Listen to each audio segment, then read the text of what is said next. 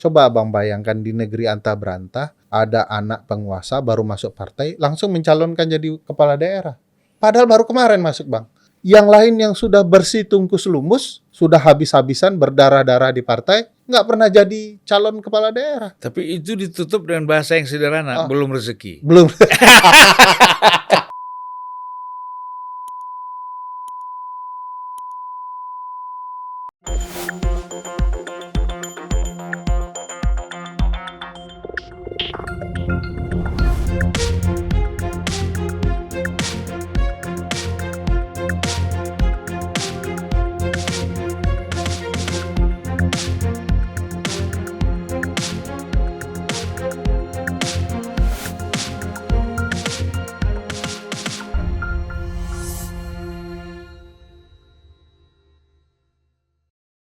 Assalamualaikum warahmatullahi wabarakatuh. Waalaikumsalam.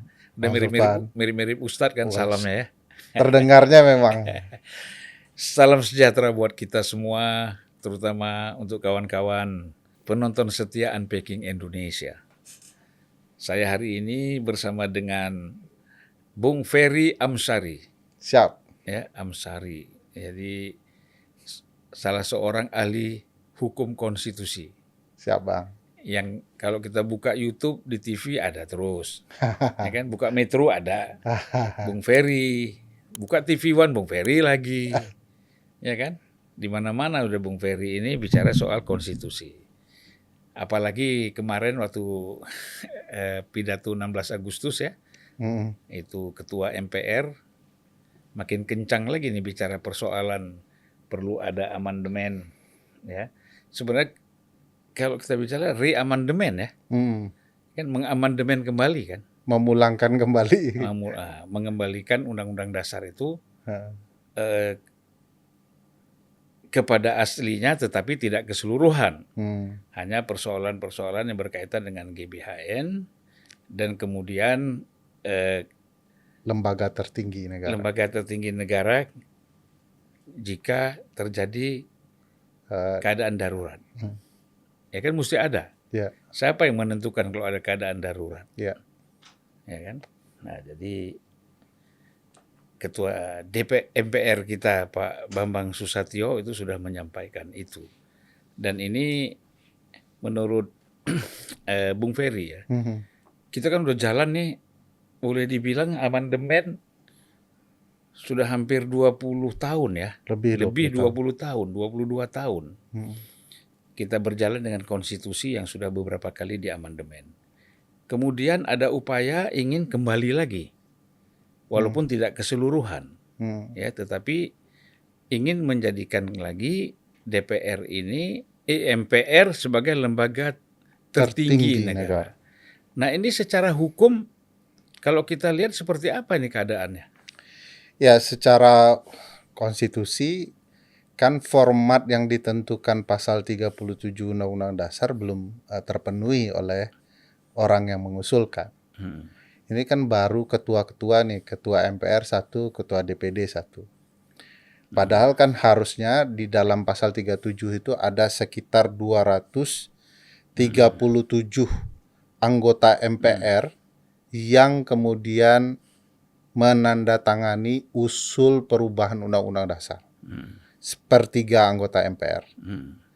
Nah, kalaupun usul itu sudah mendapatkan 237 orang, Bang, usul itu harus dilakukan tertulis, Bang. Mana yang tertulis itu, Bang? Kan dari kemarin-kemarin pernyataan saja.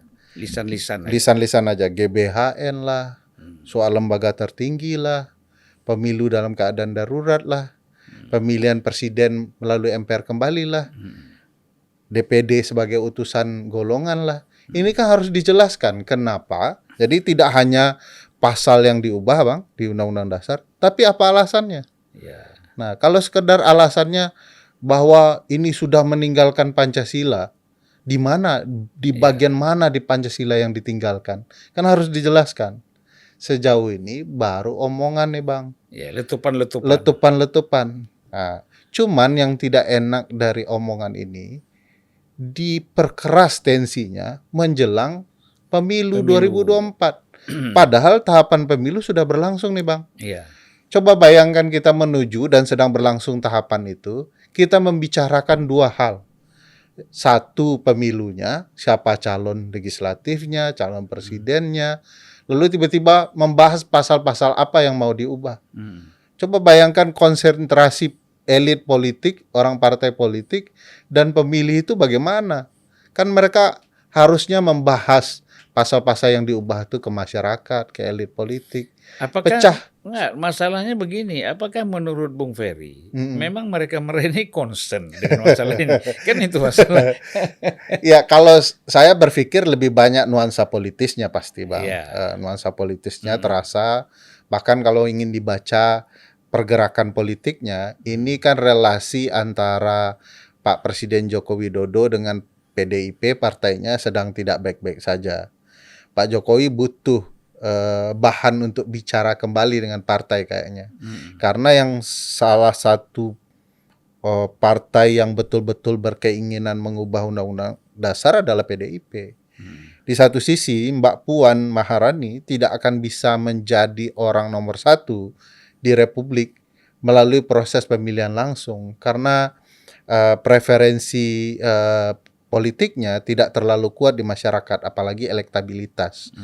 Dengan membuat pemilu di MPR, ini pasti menggiurkan beberapa figur termasuk Mbak Puan dan tim pendukungnya, terutama partai PDIP. Nah, apakah itu bagian dari cara Pak Jokowi memulai pembicaraan karena relasinya sedang tidak sehat, atau memang ada kepentingan lain yang sedang berselancar?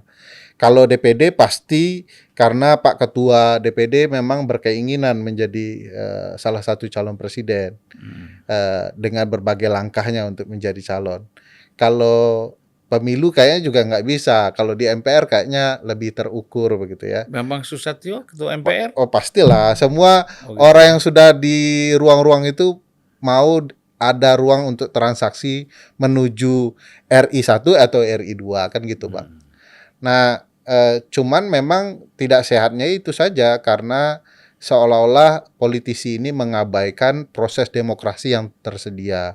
Coba Bang bayangkan kalau mereka berkampanye di pemilu 2024 bahwa mereka ingin mengubah pasal A, pasal B, pasal C, ini alasan-alasannya, kalau publik setuju pilih saya, itu jauh lebih fair, Bang. Tapi kan mereka nggak berani, Bang, berkampanye di publik karena bisa jadi publik malah tidak memilih mereka. Ya, Karena nggak populer dengan publik isu yang mau disampaikan. Jadi dalam berbagai metode perubahan konstitusi banyak caranya yang fair, Bang. Nah ini sama sekali menurut saya jauh dari cara-cara itu. Tapi begini Bung Ferry ya, saya kan waktu 2014-2019 masih sebagai anggota DPR dan MPR. Ya.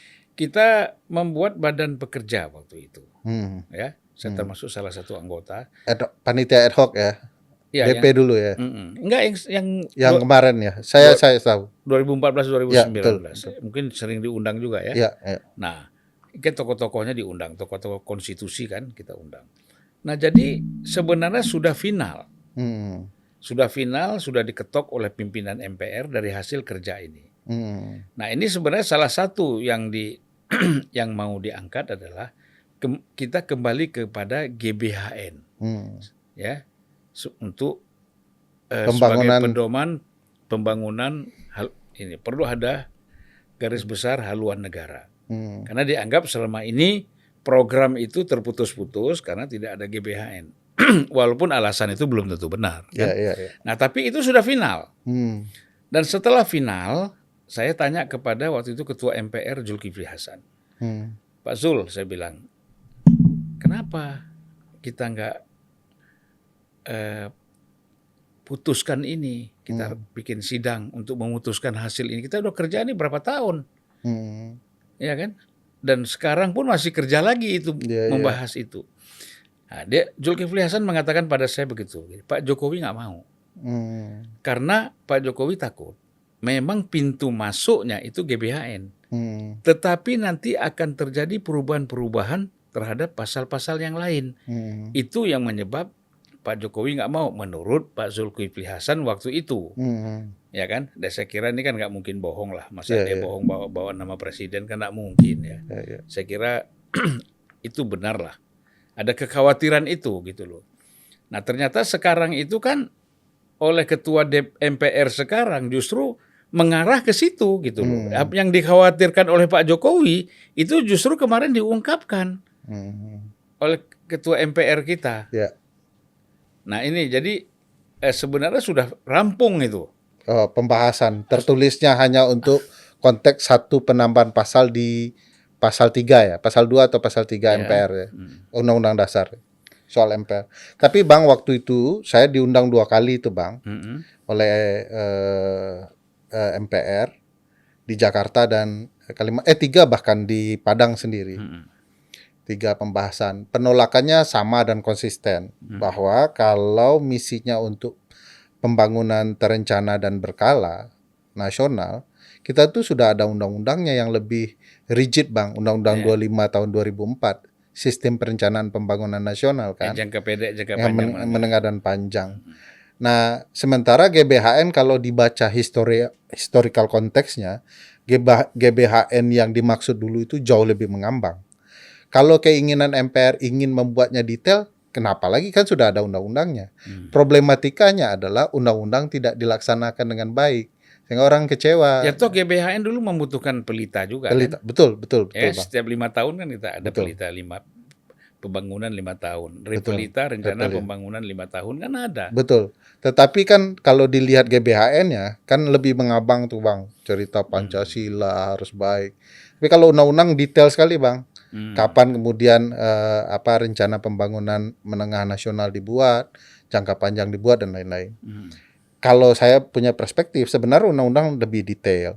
Hanya saja memang sistem pengawasan pelaksanaan rencana pembangunan tidak terlalu maksimal. Kalau dilihat masalahnya sebenarnya parlemen yang salah, kenapa tidak kemudian diawasi baik-baik kan gitu. Kedua, saya yakin Bang pembahasan itu akan jauh lebih liar kalau kemudian dibuka ruang pembahasan. Apalagi waktu itu kita mendengar bahwa MPR punya niatan tetap ingin meletakkan posisi sebagai lembaga tertinggi negara. Iya. Nah, itu satu hal yang dibahas. Nah, sekarang muncul yang kata Abang itu, yang menurut saya jauh lebih ekstrim itu cerita bahwa penundaan pemilu kalau dalam keadaan darurat. Problematikanya 2 itu pembahasan Bang. 1, Ketua MPR sepertinya tidak memahami konteks hukum tata negara, hukum konstitusi begitu ya. Bahwa kalau kemudian keadaan darurat muncul, berlaku yang namanya konsep hukum tata negara darurat. Nah, coba Bang bayangkan misalnya di pasal 8 itu, kita kan punya triumvirat Bang. Kalau presiden dan wakil presiden mangkat berhalangan tetap, bahasanya kan begitu ya. Lalu digantikan oleh triumvirat, Menteri Dalam Negeri, Menteri Luar Negeri, Menteri Pertahanan. Kalau daruratnya darurat perang Bang, presiden, wakil presiden, triumvirat kan bisa saja berhalangan tetap selama-lamanya karena diserang musuh misalnya. Konstitusi nggak jawab tuh. Presiden, wakil presiden, triumvirat kalau nggak ada ngapain? Tapi hukum tata negara darurat mengatur itu Bang. Apa yang pernah terjadi di Indonesia kita lakukan itu. Begitu Bung Besar dan Bung Hatta ditangkap, itu terjadi pemindahan kekuasaan. Bahkan kalau pemindahan kekuasaan itu gagal di Sumatera Tengah, dia sudah ada wakilnya di India tuh Bang. Otomatis itu Bang. Tanpa ada kawat Bung Besar saja itu berlaku. Buktinya apa? Kawat Bung Besar itu yang memerintahkan pengalihan kekuasaan kepada Safruddin Prawira Negara di Sumatera Tengah tidak pernah sampai Bang. Dan hebatnya lagi setelah kondisi aman, Safruddin Prawira Negara mengembalikan amanah itu. Kalau dilihat konteks hukum yang berlaku positif, mestinya ini peralihan tidak sah. Pengembalian juga tidak sah, wong kawatnya tidak sampai. Tapi karena berlaku hukum tata negara darurat, semua itu harus dianggap sah demi menjalankan keberlangsungan negara. Nah, jadi tidak perlu harus dituliskan kalau dalam keadaan darurat pemilu ditunda. Karena itu seolah-olah ada niat mau menunda pemilu, begitu ya.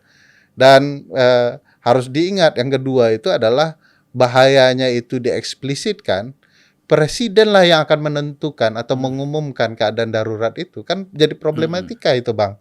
Kalau presiden ngumumin hari ini keadaan darurat, pemilu ditunda, Bang. Siapa yang diuntungkan secara kekuasaan? Ya presiden. Karena pemilu yang mau berlangsung tiba-tiba ditunda. Nah, saya melihat ada nuansa dari beberapa waktu belakangan ini niatan tidak ingin menyelenggarakan pemilu dengan baik. Nah, dengan cara-cara yang salah satunya dengan amandemen. Belum lagi, Bang, kalau dilihat konteksnya ya, dari 237 pengusul dan harus tertulis segala macam, apa yang Abang tulis dulu tidak bisa serta-merta menjadi bahasan karena mereka sudah mengembangkan usulan mereka. Nggak hanya usulan Abang dan teman-teman soal GBHN, sudah kemana-mana nih cerita utusan golongan harus dijelaskan, pemilu dalam keadaan darurat juga harus dijelaskan, MPR sebagai lembaga tertinggi juga harus dijelaskan. Jadi nggak suka-suka. Jangan yang buat Zulfan Lindan dan kawan-kawan, lalu pembahasannya bisa orang lain, nggak bisa begitu, Bang. Jadi pengusulnya 237 itu minimal harus kemudian menjelaskan secara tertulis. Belum lagi rapatnya, Bang. Harus ada 474 anggota MPR yang hadir minimal dalam proses pengusulan itu. Belum lagi persetujuannya. Harus ada sekitar 357 atau 56 ya, kan 355,5 gitu ya. Harus 300 karena 50% plus 1. Iya. Nah, jadi menurut saya memang ini problematika ketatanegaraan yang coba riak-riaknya diungkit gitu ya, dipanas-panaskan menjelang 2024. Itu kemungkinan untuk melakukan impeachment terhadap presiden mungkin nggak?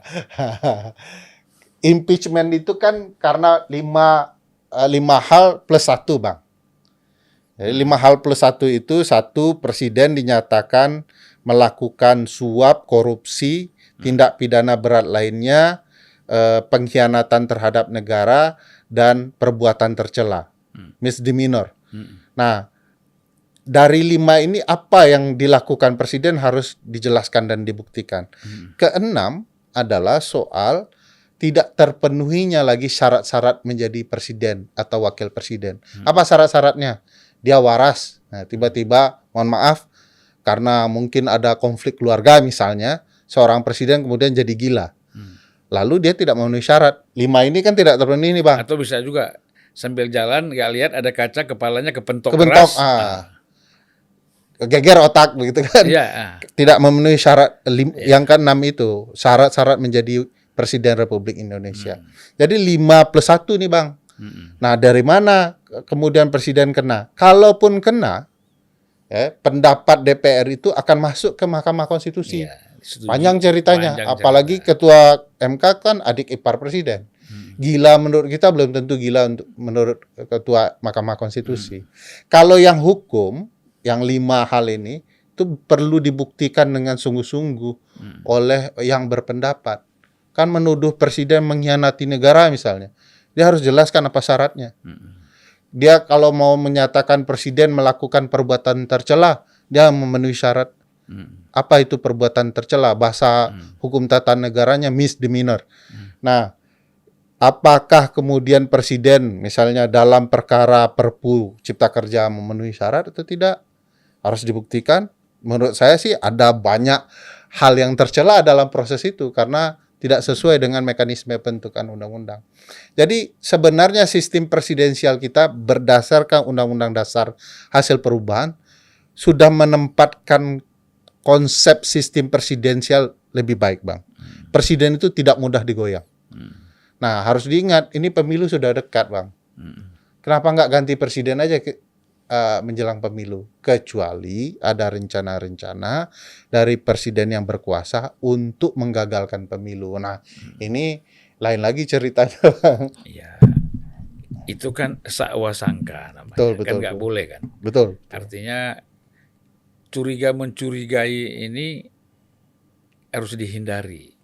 Mekanismenya sudah ada, Bang. Ya, makanya tadi seperti Bung Ferry mengatakan bahwa semuanya harus dibuktikan dengan jelas. Dan MK tidak sembrono juga memutuskan. Jadi masih panjang lah ya. Ada 9. Belum, kalau selesai di MK, Bang, belum selesai itu barang. Dikembalikan dulu ke DPR, baru kemudian dilanjut ke MPR. MPR lah yang kemudian akan menentukan di-impeach atau tidak. Jadi bisa saja di MK terbukti beberapa hal, tapi belum tentu di MPR karena putusannya bagaimanapun politis. Dan ini pengembangan konsep ya, termasuk ini ngambil beberapa konsep dari Amerika sebagai ibunya sistem presidensial. Di Amerika itu memang dibuat rumit, Bang.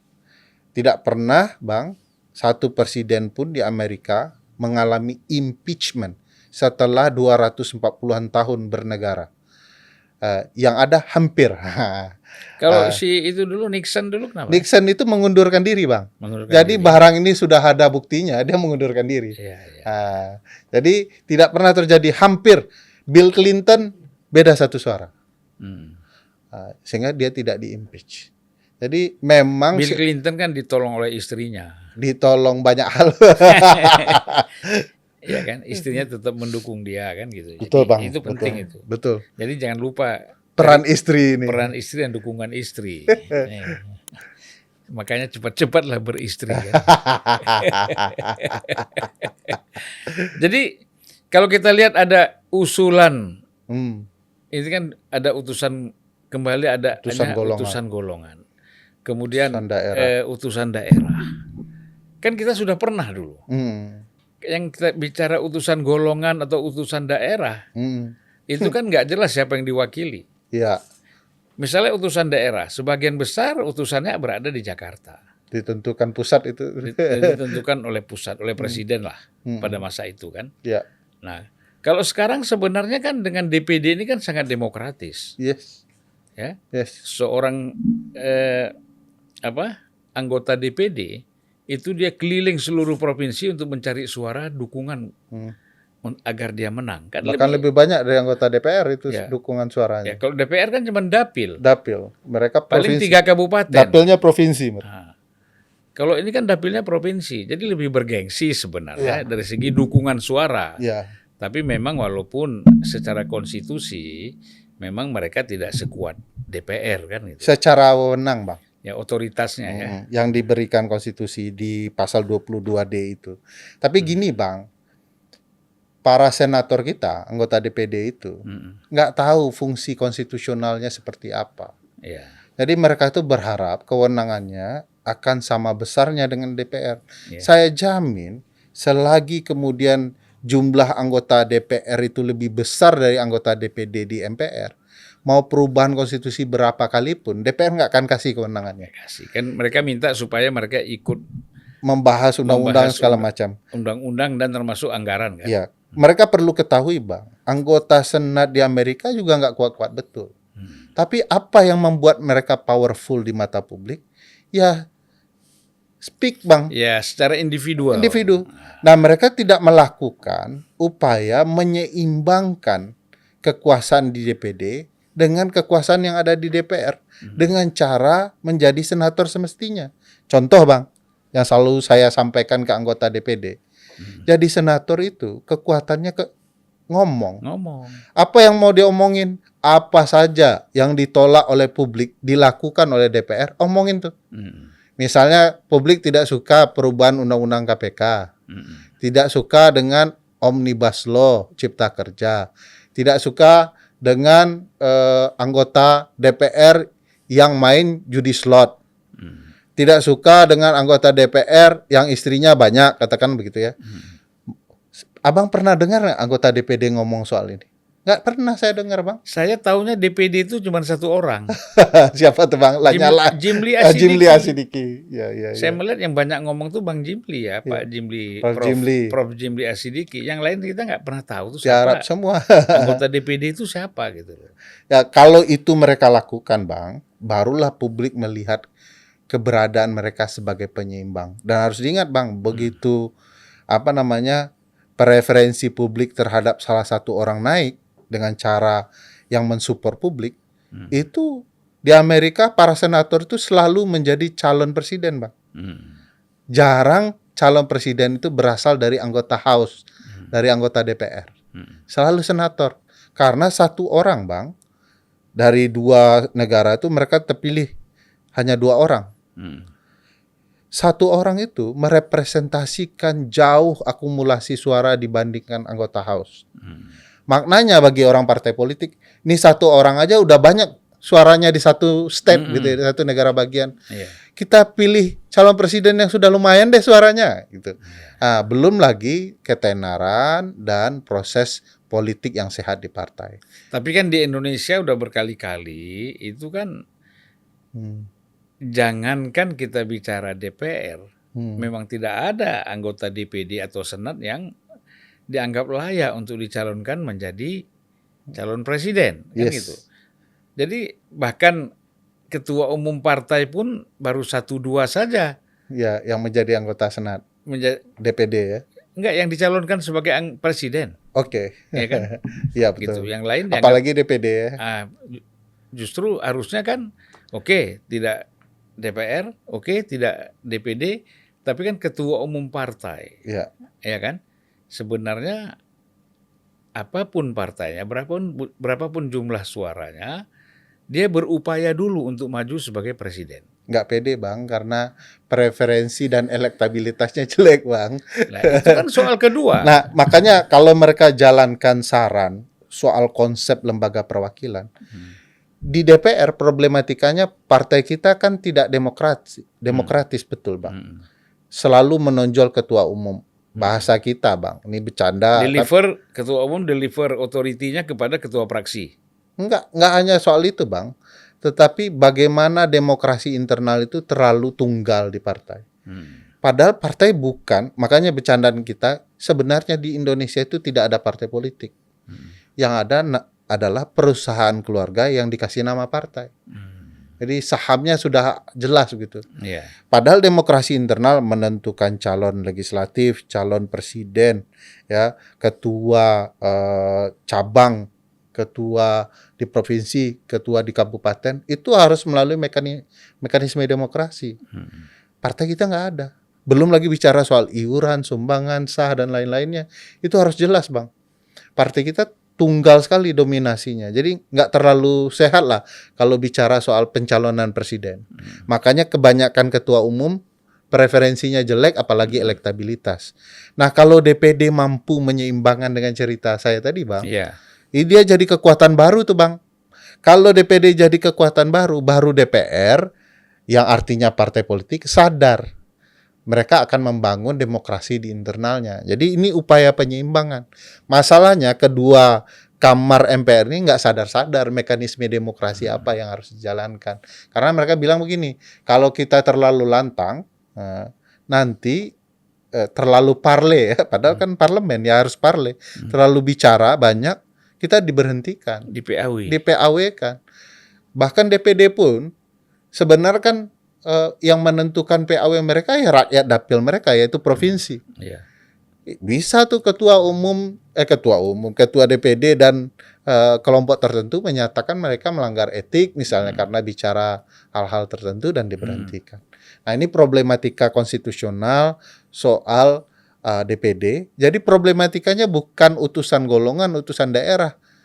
Konsep itu menurut saya juga tidak terlalu merepresentasikan keindonesiaan.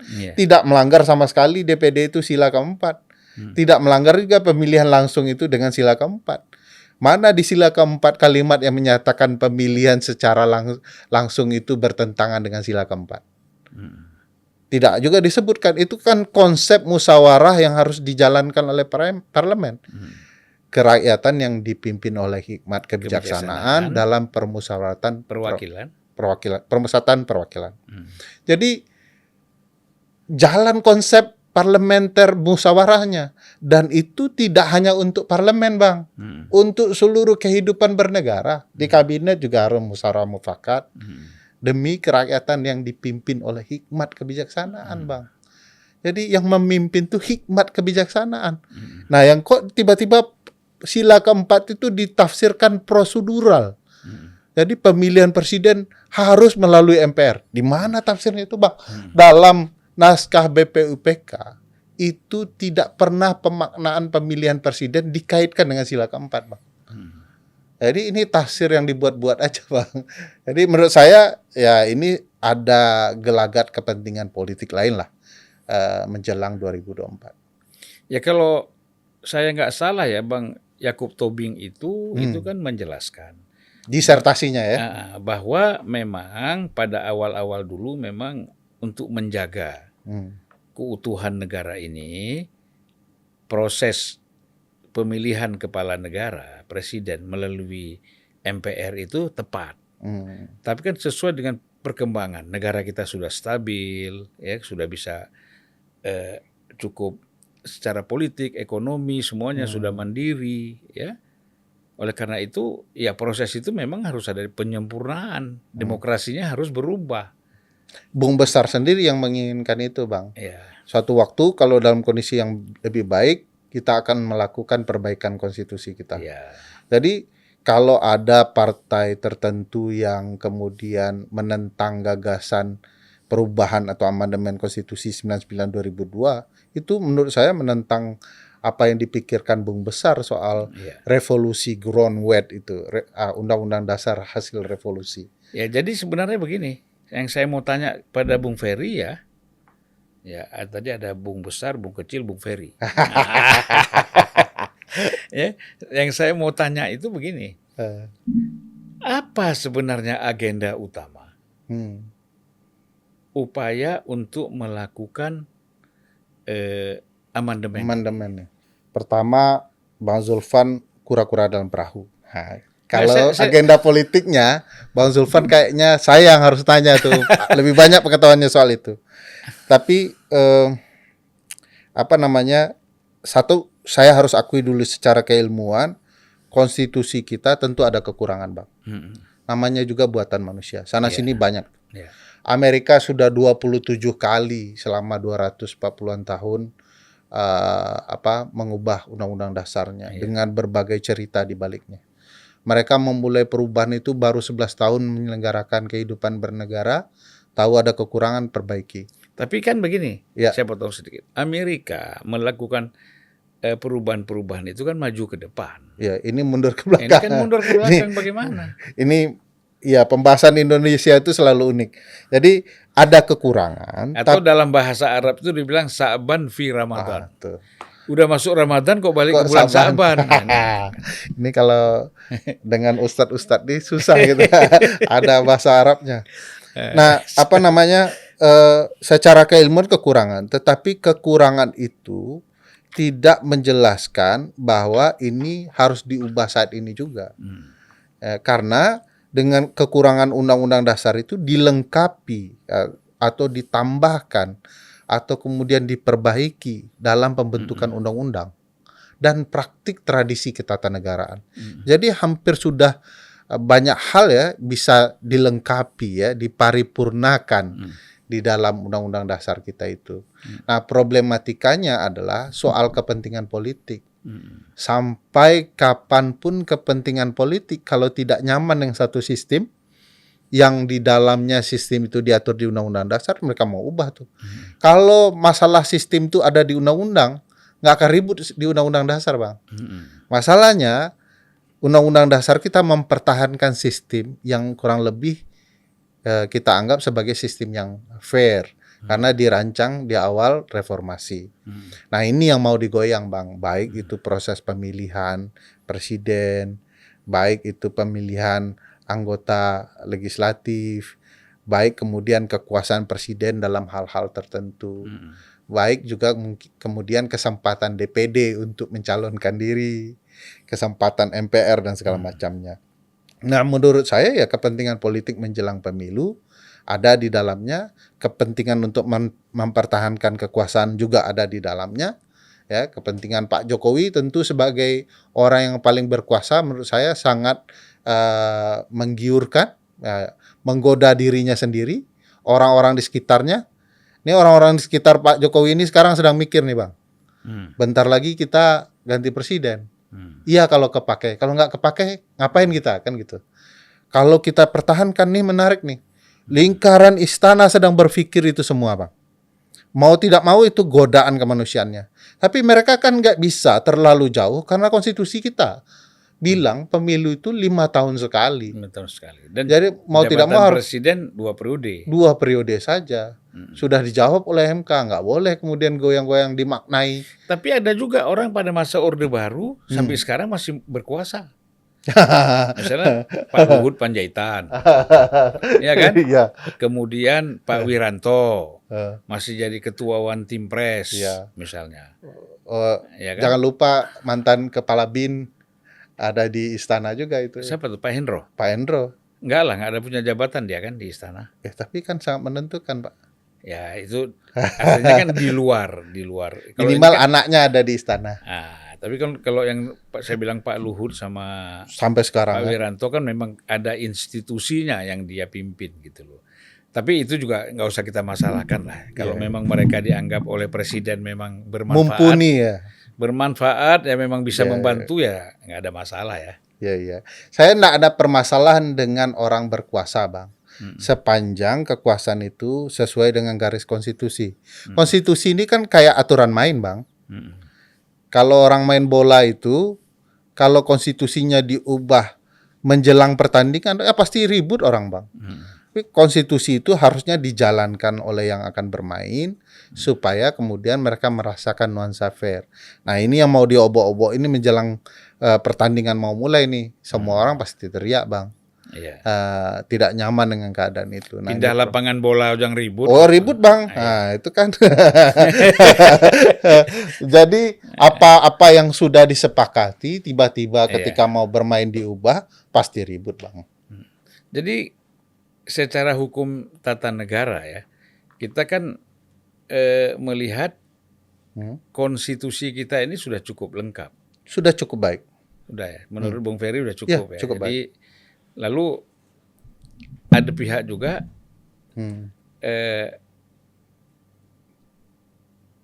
yang mengkhawatirkan, ya kan, dengan amandemen ini. Ya. Tadi walaupun satu pihak mengatakan udah cukup, ya kan, karena sudah cukup maka mengatakan dia karena sebenarnya yang dikhawatirkan untuk dengan perubahan atau amandemen ini apa ya? Saya tidak tahu ya apa betul yang mereka khawatirkan dengan amandemen itu. Tapi kalau saya lihat memang dalam tradisi kita mengamandemen sepanjang 99-2002 kemarin, itu selalu, Bang, apa yang dibicarakan berkembang ke hal yang lain. Abang, saya nggak ingat Bang Zulfan pelaku 99-2002 apa enggak, tapi pasti mengikuti proses sebagai politisi senior ya. Dan Abang ingat betul bahwa selalu tuh loncat pembahasan A menjadi X tiba-tiba 1, 2 menjadi Y begitu. Dan kalau dilihat risalah sidang MPR, Bang, 12 buku itu loncat, Bang. Nggak ada yang fokus ke satu pembahasan. Artinya apa? Kalau satu pembahasan sistem pemilu bisa menjadi kekuasaan presiden, bisa menjadi masa jabatan presiden, bisa jadi soal KPU, soal DKPP, soal Bawaslu, begitu ya. Jadi satu sistem itu punya rangkaian kemana-mana, dan itu artinya membuka kotak Pandora permasalahan.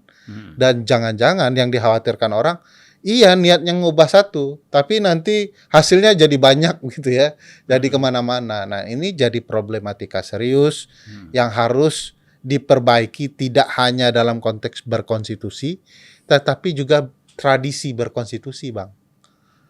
Jadi yang satu hal Abang tadi sebut Prof. Jimli, yang menarik adalah Prof. Jimli sebagai ketua MK, guru besar hukum tata negara kenamaan, tapi dia salah satu ya dari mantan ketua MK yang tidak mau menjadi ahli di Mahkamah Konstitusi.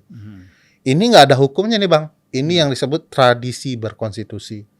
Jadi tradisi yang perlu dihormati, tradisi yang menjaga tidak marwah dirinya saja, tapi marwah Mahkamah Konstitusi. Bayangkan ada mantan ketuanya ngomong bahwa yang konstitusional itu X.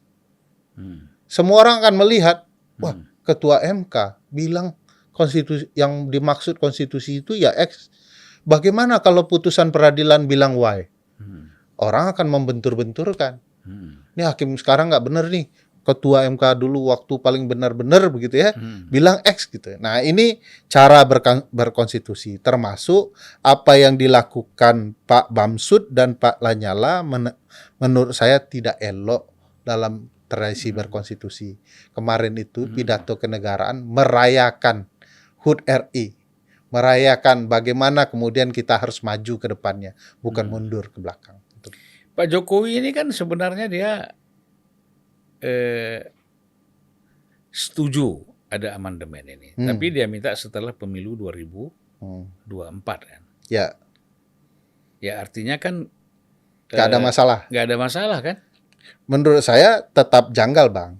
Perubahan konstitusinya setelah pemilu 2024 itu kan pembahasannya sekarang, Bang. Jadi coba Abang bayangkan ketika pembahasan dalam setahun yang akan datang itu cepat sekali. Lalu terkumpul angka yang cukup untuk mengesahkan undang-undang dasar. Lalu kalau mereka ketuk palu, sah nggak, Bang? Sah, Bang. Jadi cerita setelah pemilu itu bagi saya bisa jadi jebakan Batman juga. Kalau yang lebih baik menurut saya adalah tunda proses perubahan konstitusi. Tapi kalau memang ada pasal-pasal yang bermasalah, bahwa di kampanye pemilu 2024, Partai X, kami setuju perubahan konstitusi. Yang mau kami ubah ada pasal 1, pasal 2, pasal 3. Kalau rakyat pemilih setuju, Bang, mereka akan dipilih lebih banyak. Sehingga dengan sendirinya jumlah parlemen yang lebih banyak setuju dengan perubahan konstitusi. Artinya rakyat oke. Go ahead, jalankan. Tapi rakyat juga akan melakukan sebaliknya. Kalau mereka tidak setuju, mereka akan pilih yang lebih banyak yang tidak setuju. Jadi cukup fair nih, Bang, mekanisme. Ini dipraktikkan di beberapa negara, Bang. Di Belanda, di Afrika Selatan, dan beberapa negara di Eropa Timur. Jadi konsep yang lebih fair untuk kemudian menyatakan ide dan gagasan perubahan konstitusi itu disetujui rakyat. Nah, tidak ujuk-ujuk anggota partai politik atau politisi mengatakan, ayo ubah undang-undang dasar. Padahal di 2019, Bang, waktu pemilu, mereka nggak pernah ngomong di kampanye soal perubahan undang-undang dasar. Jadi tiba-tiba aja muncul begitu. Ya, jadi kalau kita lihat dari kepentingan kampanye tadi, persoalannya kan satu, para caleg itu kan harus menguasai persoalan-persoalan hukum konstitusi. Ya kan, itu satu. Ya. Kedua, kalau setelah mereka menguasai, apakah audiensnya yang menjadi target itu paham atau tidak?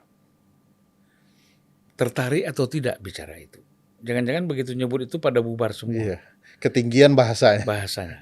Karena memang bukan kita merendahkan masyarakat, itu kan bukan domain mereka. Ya kan, untuk bicara itu. Nah, oleh karena itu calon-calon anggota legislatif ataupun DPD misalnya, yang mereka sampaikan kepada rakyat adalah apa-apa yang memang dirasakan gitu. Jadi ya gitu, Bang, karena kepentingan mengubah undang-undang dasar itu tidak langsung berkaitan dengan rakyat, yaitu bahasa, Bang. Kalau mereka bahasanya ketinggian atau mau menyederhanakan tapi tidak sesuai kepentingan rakyat, ya rakyat tinggalkan. Nah, coba bahasa-bahasa dan pilihan pasal-pasal itu yang menarik bagi publik. Contoh, Bang, yang selalu dibicarakan ke publik dan itu menarik publik adalah recall by the people. Jadi yang merecall anggota itu bukan ketua umum partai, tapi people yang memilih. Ya. Jadi ada dapilnya. Di dapilnya jadi beberapa negara, California, negara bagian di Amerika, dan Nagoya di prefecture tertentu itu mengenal konsep recall by the people. Terkumpul sekitar 20% di dapil itu, mereka bisa diganti oleh rakyat. Tapi kita kan nggak ketua umum yang menentukan segalanya, yang milih rakyat, yang memberhentikan ketua umum. Ya, anggota partai takut dong sama ketua umumnya, kecuali ada orang-orang yang nekat kayak Bang Zulfan. Itu pun dipecat juga. Itu dipecat kan. Sekarang bayangkan kalau pemilihnya nggak nyaman, Loh, kami tetap mau representasi kami si X. Kenapa dia diganti? Nah, kalau yang begini rakyat suka nih. Tapi nggak mau dibicarakan karena diintai sama ketua umum. Lo kalau ngomong begituan ganti loh gitu kan. Nah, makanya yang perlu direvisi secara serius. Karena kan problem negara ini sebagian besar berada di problem partai politik menurut Yes, saya. Ya betul kan? Bang. Betul Bang. Karena apa? Mulai siapa yang mencalonkan presiden, partai politik. Yang mencalonkan anggota DPR, partai politik. Ya kan? Kepala daerah, partai politik. Dubes, partai politik. Melalui Secara, ya iya. tentu ini melalui Presiden dan DPR DPR. semua ya. Nah, Panglima TNI, polisi, kemudian Mahkamah Konstitusi, judicial reviews, lembaga judicial dan macam-macam itu perannya besar sekali partai Yes. politik. Ya betul tuh Bang. Jadi dalam kajian Pusat Studi Konstitusi Bang, ditemukan Bang bahwa saat reformasi kita mengubah banyak hal. Mengubah lembaga, nambah lembaga, konsep birokrasi baru dan bla bla bla bla. Kecuali satu hal yang Abang sebut tadi. Tidak ada reformasi partai politik. Ya. Jadi sebagai yang menentukan apa yang akan diinput ke KL, Kementerian dan Lembaga, itu adalah masalah. Jadi Kementerian dan Lembaga jadi masalah juga. Teorinya garbage in, garbage out. Gitu. Kalau partainya bermasalah, pasti tempat yang diisi juga bermasalah. Jadi hasilnya juga tidak baik bagi publik. Kalau partai kita perbaiki, lebih demokratis, saya yakin itu akan terjadi perbaikan di banyak ruang. Kader-kader baru akan muncul. Orang-orang baik akan lebih menonjol. Coba Abang bayangkan di negeri antah berantah, ada anak penguasa baru masuk partai, langsung mencalonkan jadi kepala daerah. Padahal baru kemarin masuk Bang. Yang lain yang sudah bersih tungkus lumus, nah ini bahasa Melayu Bang, sudah habis-habisan berdarah-darah di partai, nggak pernah jadi calon kepala daerah. Tapi itu ditutup dengan bahasa yang sederhana, belum rezeki. Belum. Itu khasnya orang Indonesia ya. Ya. Patah hati boleh, tapi penyemangatnya tetap muncul. Belum rezeki. Belum rezeki. Nah, jadi memang justru DPR ini yang harus dia pikirkan. Tapi kan nggak mungkin ya. Mesti ada satu lembaga atau institusi yang melakukan reformasi terhadap partai politik. Yes. Nah, undang-undang partai politik ini harus diperbaiki. Misalnya ketua umum partai itu cukup 2 periode. Yes. Iya kan? Setuju Bang. Jangan seumur hidup. Jangan seumur hidup. Iya kan? Kalau nggak jadi punya dia itu. Maka saham perusahaan keluarga bernama partai itu. Ya. Sebenarnya kan tidak berjalan. Orang yang dikatakan bahwa dia bisa menjadi pengurus kalau sudah 5 tahun, mendaftar sebagai anggota partai misalnya. Tapi kan sekarang bupati pensiun tiba-tiba direkrut jadi pengurus partai misalnya. Ya walaupun oke lah itu dalam konteks untuk elektabilitas partai ya dan popularitas partai. Oleh karena itu memang kalau ini tidak kita lakukan karena problem kita memang ada di partai politik. Oleh karena itu dari hasil survei yang terendah itu kan tingkat kesukaan orang itu sangat rendah terhadap partai politik. Nah, tapi partai politik ini tidak pernah juga melakukan tidak melakukan koreksi, Betul, ya kan, perbaikan. Tapi kalau pidato hebat semua. Hebat, jagoan semua. Jago. Ada pendapat ahli partai Bang, namanya Marcin Walecki. Dia meneliti, ada yang menarik di Indonesia. Orang memang tidak suka partai politik di Indonesia, publik pemilih. Angkanya juga tidak bagus, 16 ya, sampai berapa persen. Tapi katanya itu lumayan tuh untuk sebuah partai. Karena di Eropa terjadi penurunan kepercayaan sampai 11% Bang. Jadi katanya bercanda dia bilang begini, orang di Eropa itu lebih percaya ada kehidupan di Mars dibandingkan sama partai politik Bang. Katanya saking tidak percayanya dengan partai politik, pakai istilah itu. Indonesia itu walaupun rendah angkanya lebih lumayan dari Eropa. Sayangnya partai politik kita tidak memanfaatkan angka yang lumayan ini. Sehingga dia tingkat percayaannya terus menurun, Bang. Dari 16% turun terus. Yang terjadi ya persis seperti Abang bilang itu, partai tidak berkomitmen untuk melakukan reformasi karena yang sedang berkuasa saat ini tidak menginginkan itu. Di partai ya, berkuasa di partai tidak menginginkan. Kami sendiri sudah melakukan penelitian, kalau mau partai berubah cukup dengan melakukan 5 hal. Ya, masa jabatan ketua diubah jadi 2 periode dibatasi. Proses pemilihan calon legislatif, pusat daerah, calon kepala daerah, calon presiden itu dilakukan berjenjang berdasarkan kekuasaan kader. Jadi kader yang menentukan. Boleh ada konsep super PAC seperti di Amerika, tapi itu diatur tetap munculnya calon berdasarkan kepentingan kader. Konsep ini saja sudah menghindari kader-kader partai politik untuk tidak nyaman di partai. Dihindari itu, Bang. Mereka akan nyaman karena pertarungan fair.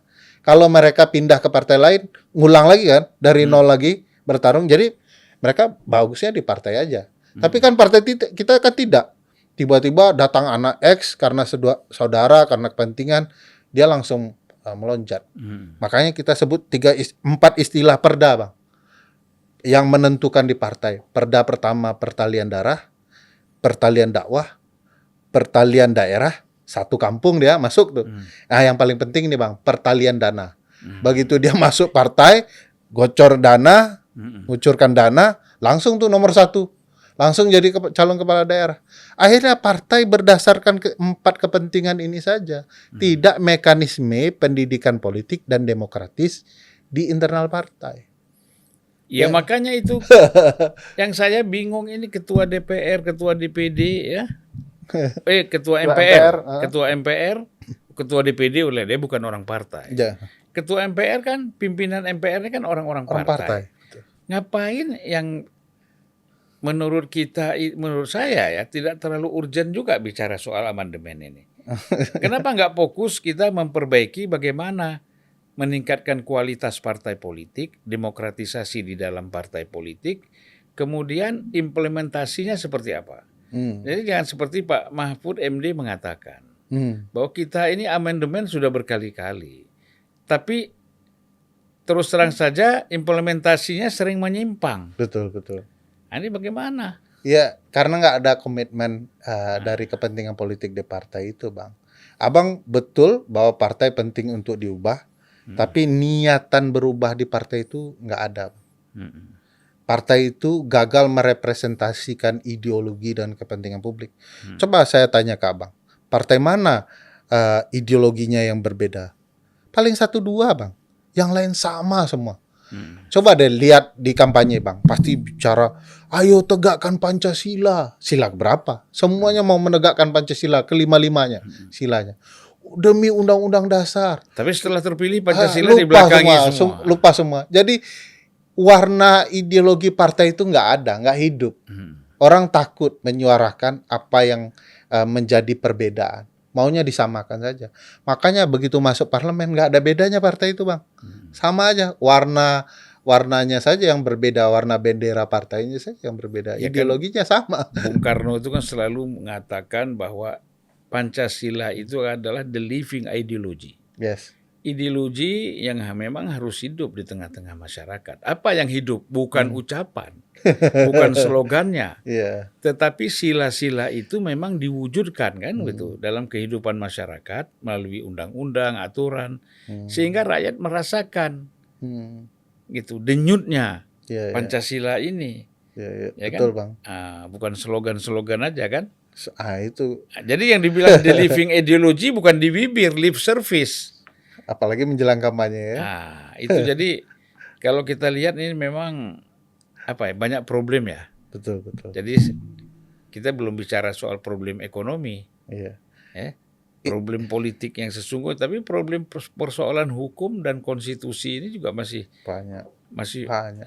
Nah, coba ditanya deh Bamsud tuh, Bang. Itu tuh mekanisme di partai dia ngomong begitu itu apa gitu ya. Partainya Golkar gitu ya. Sudah setuju nggak dengan pilihan langkah-langkah itu? Nggak ada mekanismenya tuh, Bang.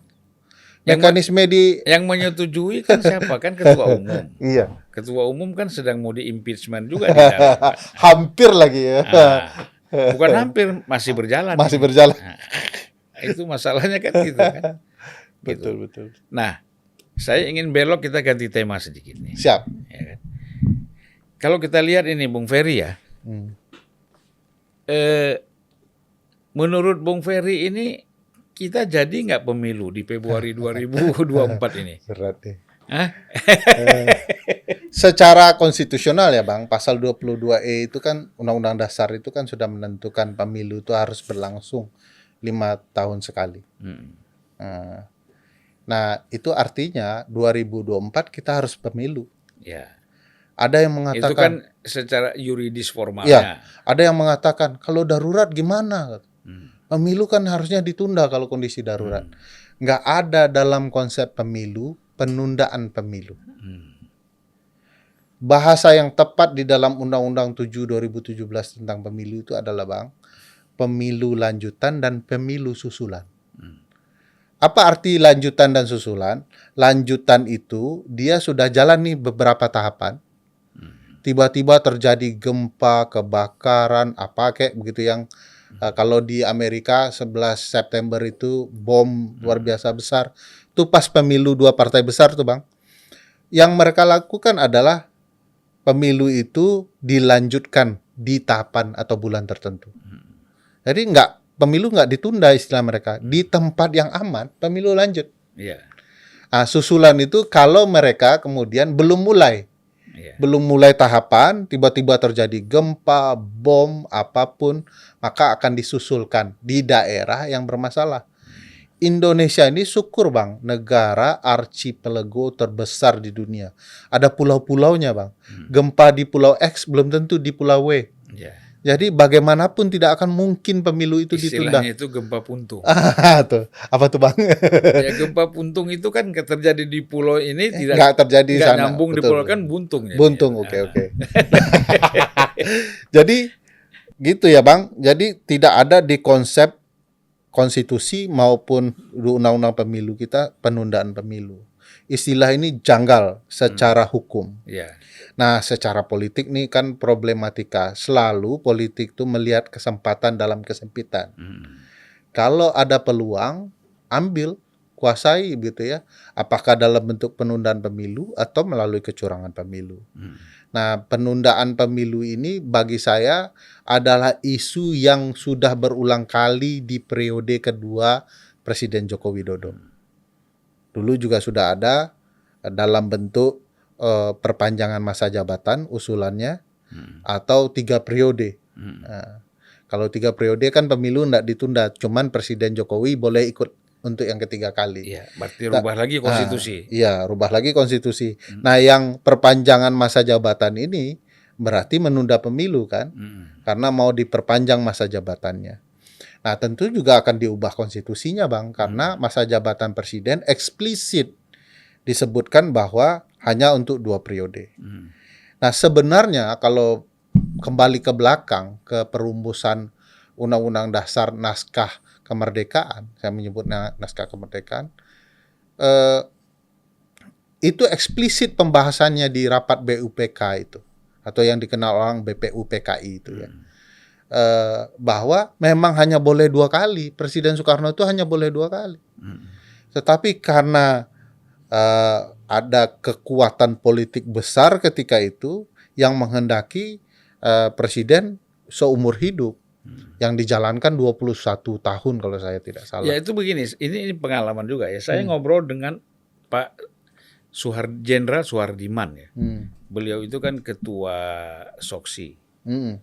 Ya. Underbow-nya Golkar. Ya, sebenarnya mereka ini yang melahirkan Golkar ya. Oke.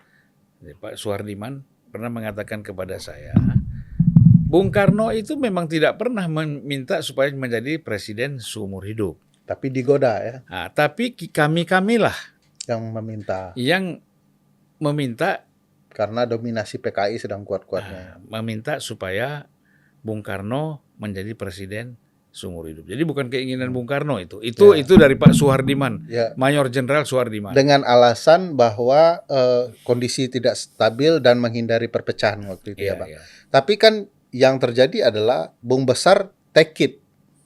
Padahal ketentuan Undang-Undang Dasar tidak memperbolehkan. Nah problematikanya ngambil, kalau memang kondisinya begitu demi persatuan dan kesatuan saya ambil. Nah konsep demi persatuan dan kesatuan ini kan konsep politik Bang. Konsep konstitusional. Tapi ada juga fatwa ulama NU kan.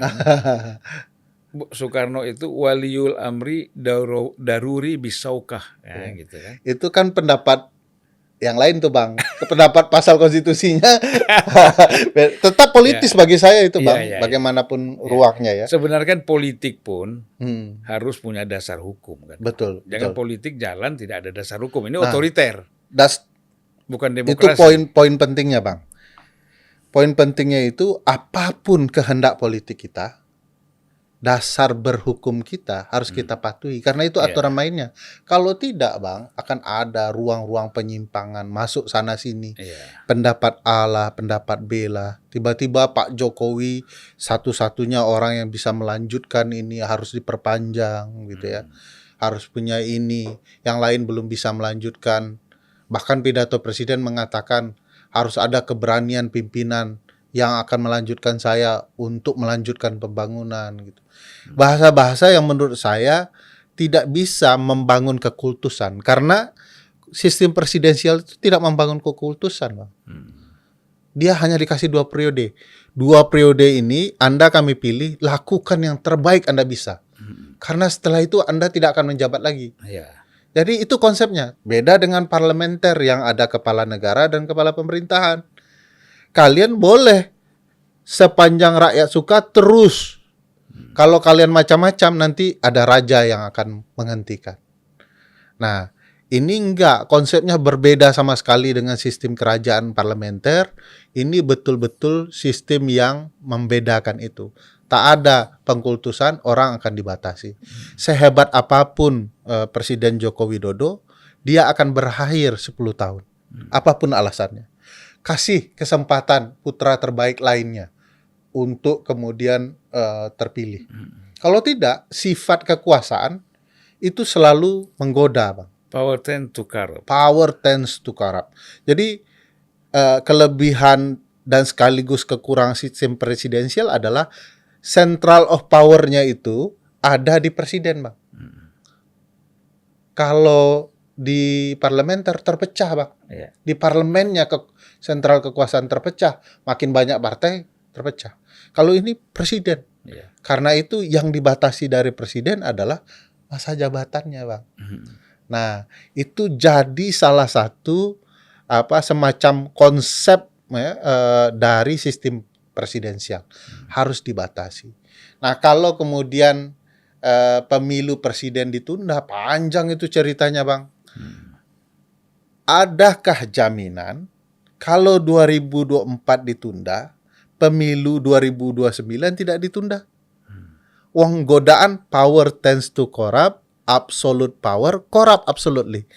Jadi kekuasaan itu cenderung disimpangkan, menyimpang, dikorupsi begitu ya. Begitu dia sudah absolut pasti dan pasti menyimpang, pasti dan pasti korup gitu ya. Jadi godaan inilah yang diantisipasi. Bukan kita tidak tahu, Pak Jokowi orang baik, tetapi konstitusi kita mengatakan enough is enough. 10 tahun selesai, Anda berhenti. Anda akan jadi salah seorang yang akan dinobatkan sebagai guru bangsa, berlakulah netral, Anda adalah mantan presiden yang jadi milik semua orang. Nah, presiden yang baru juga akan harus menghormati presiden yang lama.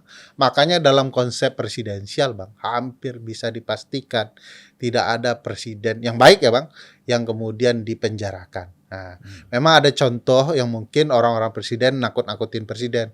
Nanti akan terjadi seperti Amerika Latin loh, Pak. Bapak turun, masuk penjara. Nah, ini kan menakut-nakutkan presiden. Jadi kita kan ada tradisi tersendiri nih. Tapi Pak Jokowi nggak mungkin takut lah. Itu. Ya yang tukang menakut-nakutkan ini masalah. Lanjut Pak. Ya, jadi begini. Itu saya sepakat. Memang ada upaya bahwa kelompok-kelompok tertentu, apakah dia di lingkungan presiden ataupun yang ingin memanfaatkan Presiden Jokowi misalnya, menginginkan terjadi hal-hal yang dikhawatirkan tadi, terutama adalah penundaan pemilu, dan ini bahaya sekali kan. Ya. Nah, oleh karena itu kalau kita lihat statement Pak Jokowi itu kan selalu mendorong supaya pemilu ini bisa berjalan sesuai dengan jadwal kan gitu. Nah, namun kan persoalannya partai-partai politik kita ini kan banyak problem. Misalnya sampai sekarang ini kan kalau kita bicara 19 Oktober sudah harus dimasukkan. Mulai dibuka oleh KPU, silakan mendaftarkan calon presiden dan wakil presiden pada 19 Oktober. Nah, ini sudah sampai tengah November. Ya kan? Nah, ini kan berarti kalau kita bicara waktu, ini kan tinggal 1 bulan lagi. 2 bulan sedikit lagi. 2 bulan sedikit.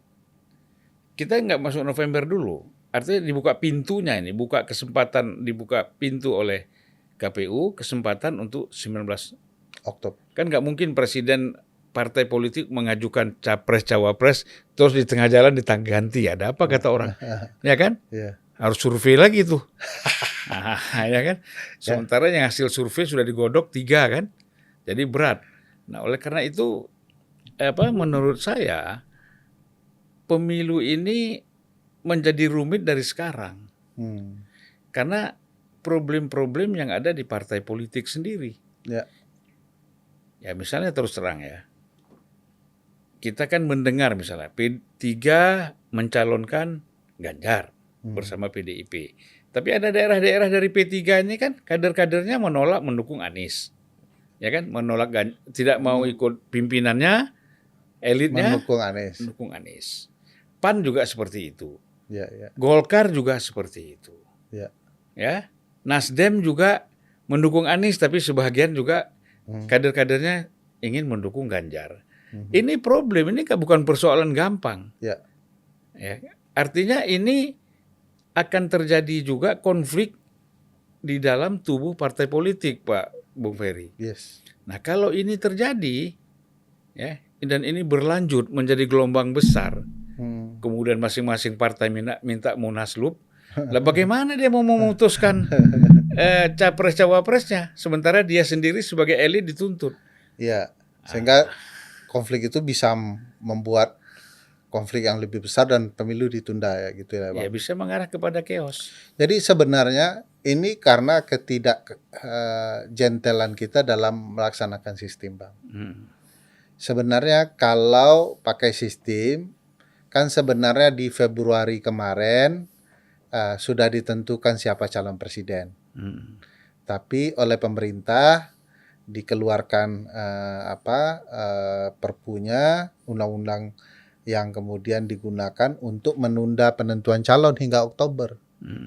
Nah, inilah keributan dari Februari sampai Oktober nih, keributan macam-macam.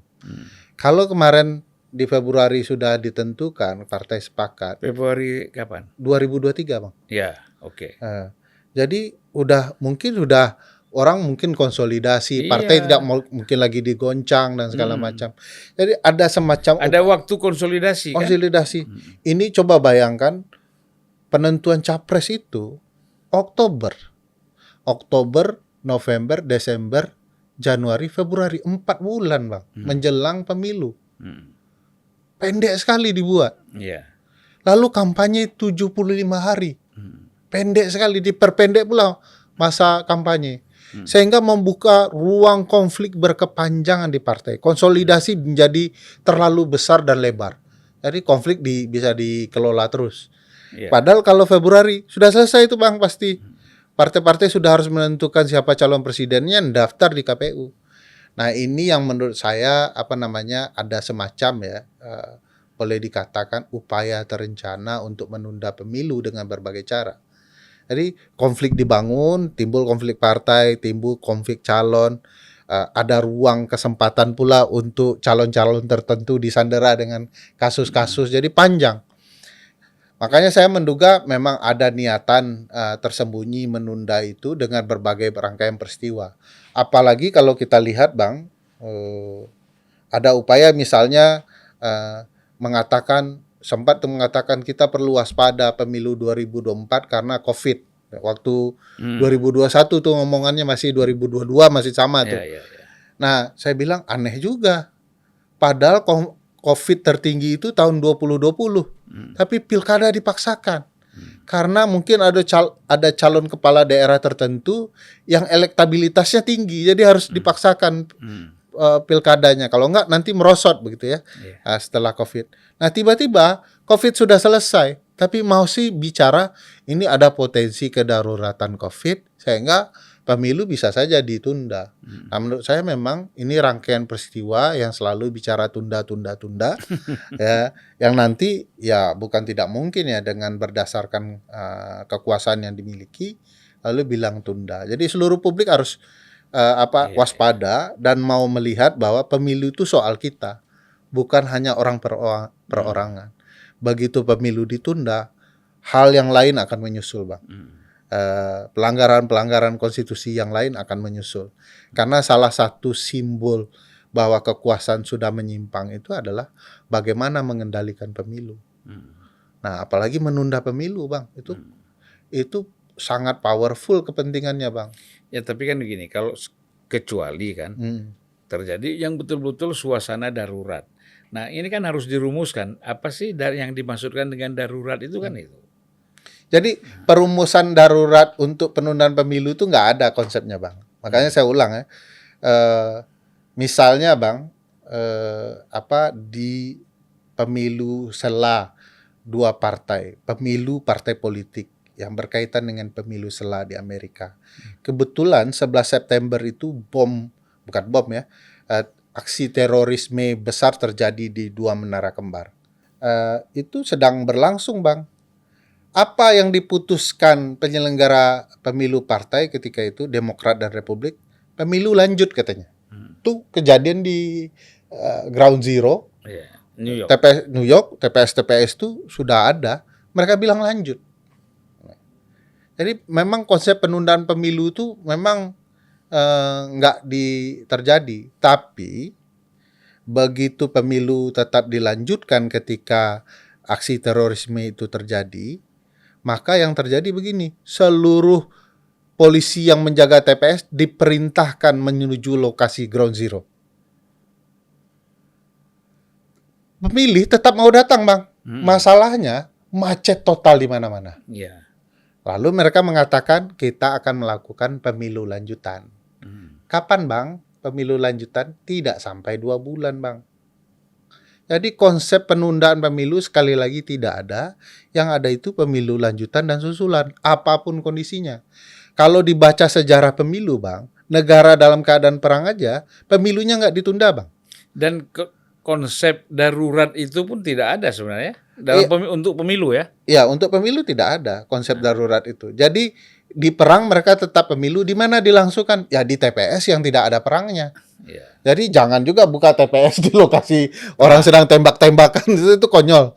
Jadi harus dipahami konsep pemilu soal keberlanjutan sebuah negara, keberlangsungan kepemimpinan, alih kekuasaan, ya, distribution of power sedang berlangsung. Jadi memang harus dilaksanakan. Untuk apa? Untuk kepentingan yang lebih besar.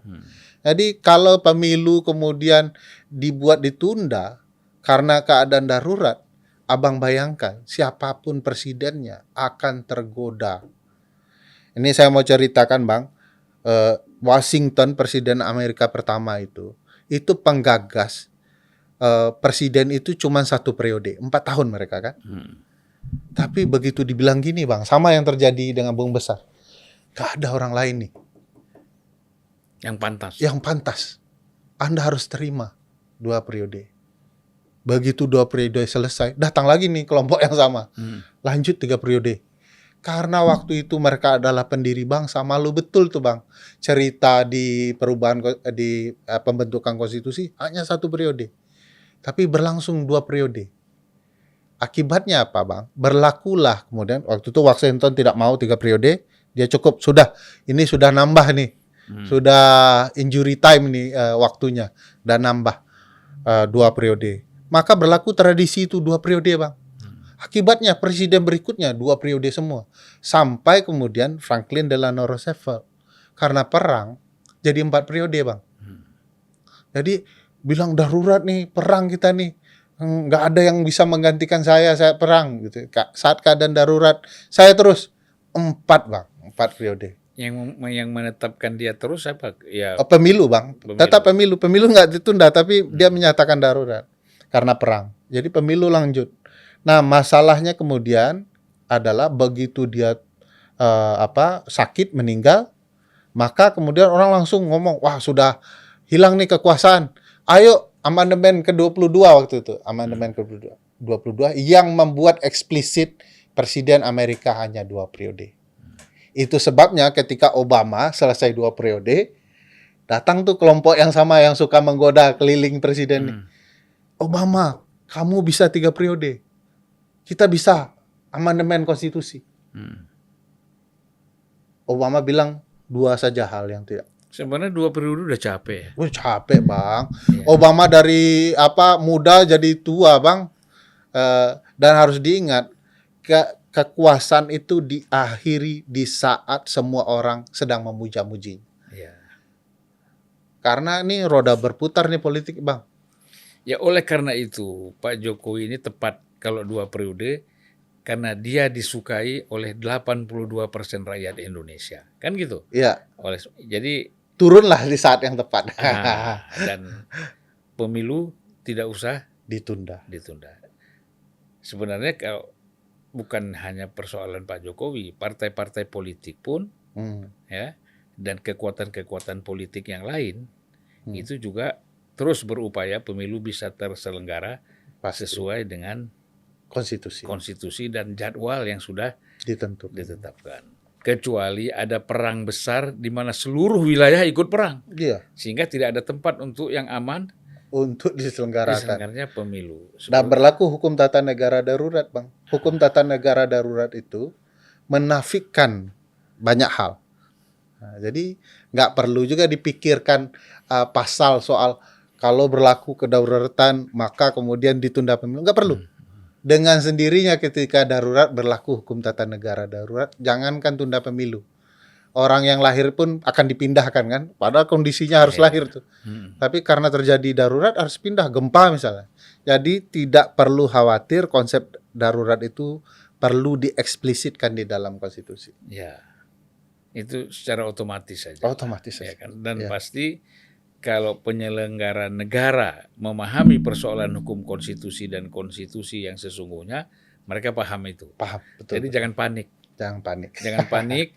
Jangan punya kepentingan yang macam-macam yang merusak kehidupan bangsa dan negara. Oke, Bung Ferry. Mantap kali ya. Kuncinya di yang terakhir tadi itu. Bung Ferry mungkin ingin kalau kata istilah kan kata akhir kan gitu. Ya, istilah kerennya itu kan closing statement. Saya sebenarnya ingin mengatakan satu idem dito dengan poin Bang Zulfan yang terakhir. Jangan khawatir, laksanakan pemilu, jangan khawatir dengan kedaruratan. Kedua, yang paling penting, semua elemen bernegara harus patuh dan taat kepada konstitusi kita. Itu aturan main yang membuat seluruh proses menjadi fair. Kalau konstitusi dilanggar, maka waktu-waktu tertentu ke depannya akan terjadi pelanggaran konstitusi yang lebih banyak. Mudah-mudahan penyelenggara negara kita mengedepankan prinsip itu, Bang. Ya, amin. Ya Rabbal Alamin, insyaallah. Terima kasih. Makasih, Bang. Sama-sama, Bang. Atas kehadirannya. Kita Sama-sama. sampai jumpa lagi dalam waktu yang berbeda. Siap.